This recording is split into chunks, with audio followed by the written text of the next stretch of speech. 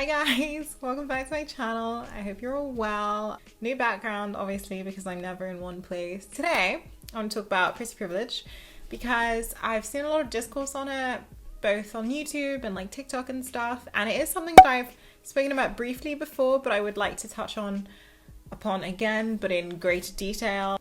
So I want to start by saying that I don't think I've mentioned this on this channel, but I'm a model.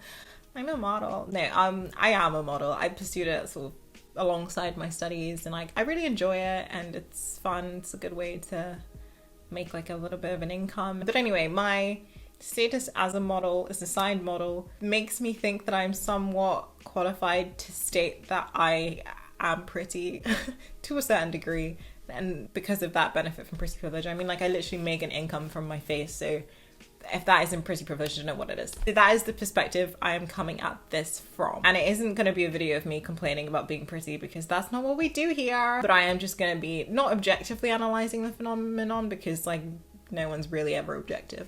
But just take that, my perspective, into account. So what is pretty privilege? Pretty privilege is pretty much the idea that if society or people within society consider you attractive, conventionally attractive, symmetrical face, etc., like a good body or like a good body, then you have somewhat of an upper hand in life when compared to the people who are not deemed conventionally attractive or do not have the features that are conventionally attractive. It could be the case that people are just nicer to you, or it could be the case that you're perceived as having particularly, like, especially more positive traits due to your attractiveness, and these positive traits lead you to gaining more opportunities in life and so forth. I think this is an interesting conversation because how you look is the first thing that people perceive about you usually, unless it's a very special case.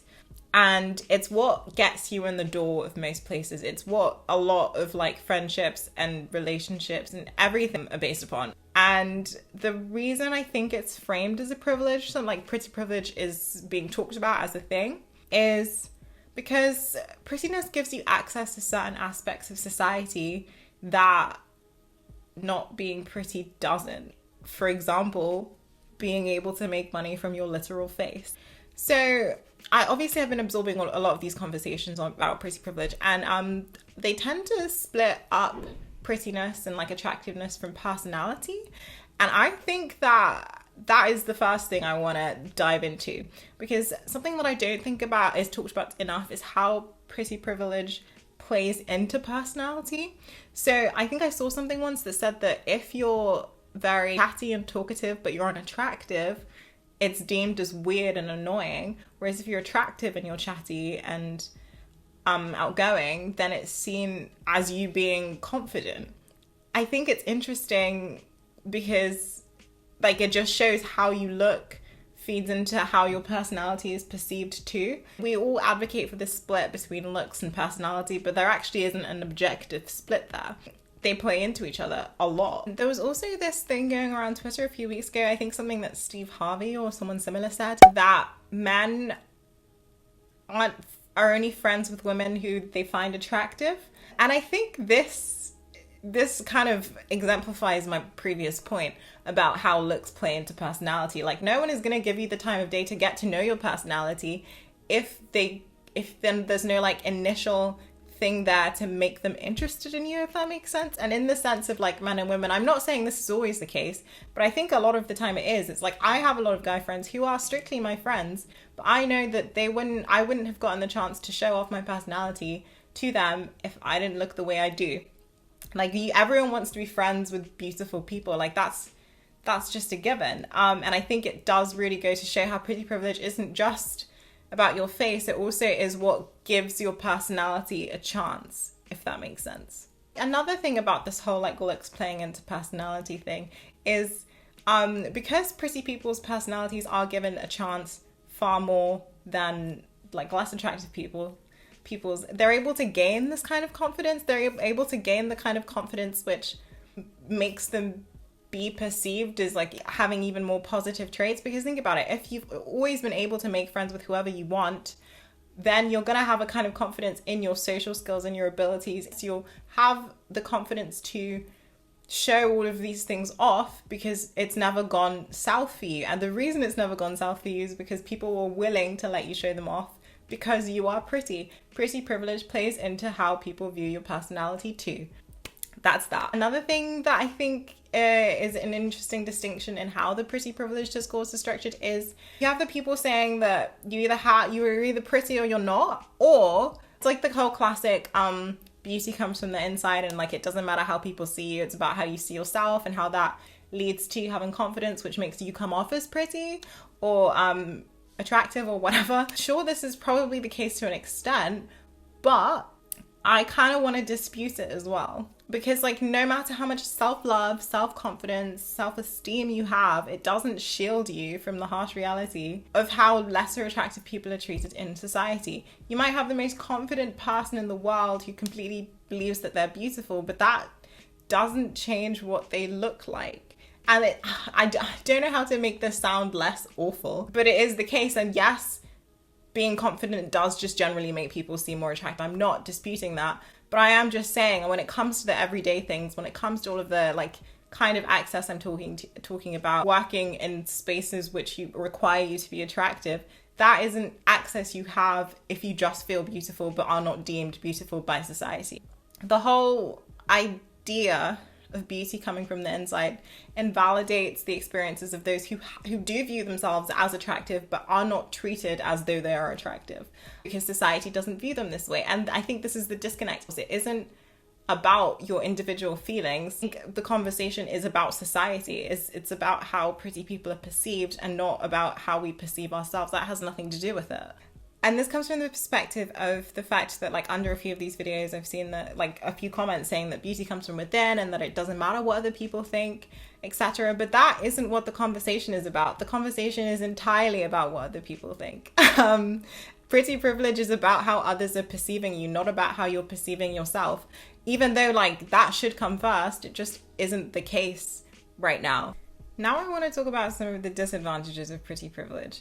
First, starting with like the fact that being pretty masks or like it lets people overlook some of your more terrible qualities. For example, I feel like this happens every year. There's like one viral photo of a convict going around the internet saying, oh my god, free him.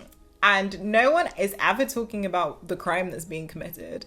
Everyone is always just talking about they're so beautiful, what are they doing in prison, da da da, as if being beautiful exempts you from being a bad person. Yeah, stuff like that. I think pretty privilege, one thing that it also does is mask some pretty traits, frankly. I think of people like Ted Bundy, like he was fully a serial killer. If he didn't look the way he did, we would I guess we still consider his crimes terrible. A lot of the, conversations surrounding Ted Bundy, the fact that he's a serial killer is sort of like a side thing, or like it's some weird Stockholm syndrome-y thing just because he's attractive. That's what prettiness does. It makes bad things seem like a joke or less bad than they are. If he didn't look the way he did, we wouldn't have all these documentaries on him. That wouldn't happen. People wouldn't be so interested in him in popular culture. We wouldn't have pictures of freaking murderers going viral because they're pretty. Other thing is like in and amongst this trend, all of these pretty people are commenting, oh, we don't have it that good, which I'm not invalidating their experiences. Like I completely understand it. I mean, there are certain assumptions that are made about pretty people, like the fact that they're stupid or like they're frequently like pretty much objectified. People think that there's nothing to certain people because they're attractive, or like that they're vapid, etc. And like that isn't great either. I think that even though these things are bad, and I'm not saying that anyone should have to deal with them, I also think that when we take the bad aspects of being pretty and the bad aspects of not being pretty, the bad aspects of not being pretty massively outweigh the bad aspects of being pretty. No pretty person would want to trade places with someone who isn't deemed as attractive because life would be so much worse for them. Like, yes, there are bad sides, but there are bad sides to everything, and I might argue there are worse sides to not being attractive in this day and age. I sincerely doubt that these people would honestly trade their position. Like, very few people would do that. Or if they would, they don't actually know the implications of it. And I think it just goes to show that, honestly, the centering of physical appearance over any other trait is just silly. I want to say why do we do it, but I know why.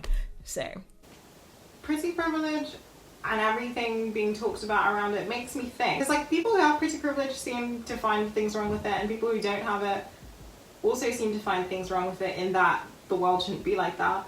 And it makes me think that, does anyone actually want pretty privilege? Or like, are we all just aspiring to want to be treated like human beings based on our individual traits that are in our control, that we can control? Like, does everyone just want to be treated nicely? Isn't that all we're getting at here? And I think that that is the case. Like, the whole pretty privilege conversation happening online right now, it is just pointing at an underlying problem in that we all just want to be treated decently, whether we're attractive or not.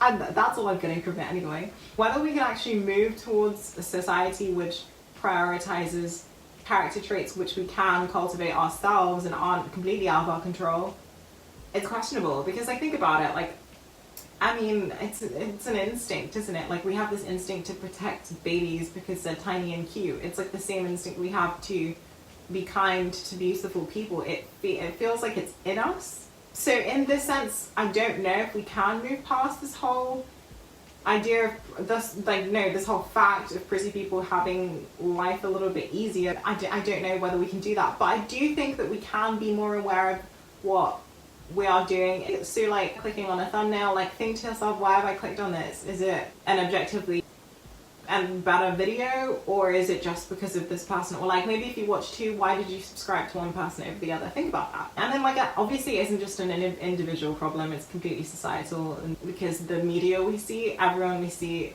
looks a certain way, and they're all attractive, all the advertising, everything we consume. And so like, it definitely isn't just on the individual, it's something that's outside of ourselves. And in that sense, I don't know if pretty privilege is a thing that could ever go away. But one thing I'm very glad about is that people are talking about it, because it felt like something that you couldn't talk about before. People who have it, people who don't, people's experiences. I think it is really crucial to listen, pretty much. And like, I think it's through this listening that we'll be able to sort of gain the kind of perspective that might lead to a slightly better, less biased towards pretty people future. In the meantime, let me know what you think. I hope I've given something useful to the whole conversation, an interesting insight. So yeah, let me know what you think, your experiences in the comments. I'd love to know. Like, comment, subscribe. Thank you for watching. I'll see you soon. And maybe I'll be in another country.